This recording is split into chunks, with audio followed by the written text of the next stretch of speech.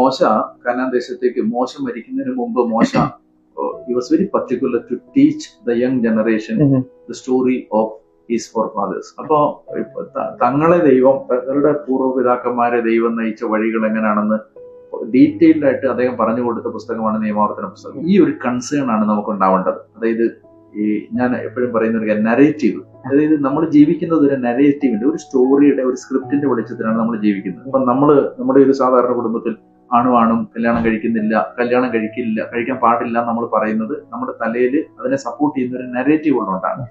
അത് ആ നരേറ്റീവ് നമുക്ക് ഹ്യൂമൻ നരേറ്റീവ് അല്ല, ദൈവം നമുക്ക് തന്നൊരു സ്റ്റോറിയാണ്, ഒരു നരേറ്റീവാണ്. ഇത് ചെറിയ പ്രായം മുതലേ കുട്ടികളില് ആ ലൈൻ ഓഫ് തോട്ട് ഇൻസ്റ്റിൽ ചെയ്ത് കൊടുക്കാൻ നമ്മൾ കോൺഷ്യസ് ആയ എഫർട്ട് നടത്തണം. അതായത് നമ്മൾ ഇവര് സ്കൂളിലേക്ക് പോയി കഴിഞ്ഞാൽ അവര് ഫേസ് ചെയ്യുന്ന വേറെ നരേറ്റീവ്, ആ നരേറ്റീവ് അവർക്ക് വേറെ രീതിയിൽ ജീവിക്കാൻ അവരെ പ്രേരിപ്പിക്കും. അപ്പൊ ഇത് അവരിൽ ആഴത്തിൽ ഉറപ്പിക്കപ്പെടണം. നമ്മുടെ സ്റ്റോറി ഡിഫറെന്റ് ആണ്, നമ്മുടെ സ്റ്റോറി അതല്ല. We live based on another story which is told by God. ഇത് നമുക്ക് ആഴത്തിൽ നമ്മുടെ കുഞ്ഞു മനസ്സുകളിൽ ഉറപ്പിച്ചു കൊടുക്കാൻ ചെറുപ്പത്തിലെ പറ്റിയാൽ നമുക്ക് പേടിക്കേണ്ടതില്ല. ഒരല്പസമയം ലോകത്തിന്റെ മോഹങ്ങളിൽ അവർ ഇച്ചിരി ഡിവേറ്റ് ചെയ്ത് പോയാലും തിരിച്ചു വന്നു. അപ്പോ നമ്മൾ ഈ ബൈബിളിന്റെ ഇയർ തുടങ്ങുന്നത് പോലും സത്യം പറഞ്ഞാൽ, അല്ലെങ്കിൽ അത് സ്റ്റേക്കപ്പ് ചെയ്യുന്നത് പോലും അതിന്റെ ഒരു വെളിച്ചത്തിലാണ്. കാരണം പരമാവധി ആളുകളുടെ ഉള്ളിൽ നമ്മുടെ സ്റ്റോറി ക്ലിയർ ആയിട്ട് പതിയണം. എന്താണ് നമ്മൾ വിശ്വസിക്കുന്ന ദൈവത്തിന്റെ വഴി, അല്ലെ ദൈവം നമ്മളെ ഒരുക്കിയ വഴി.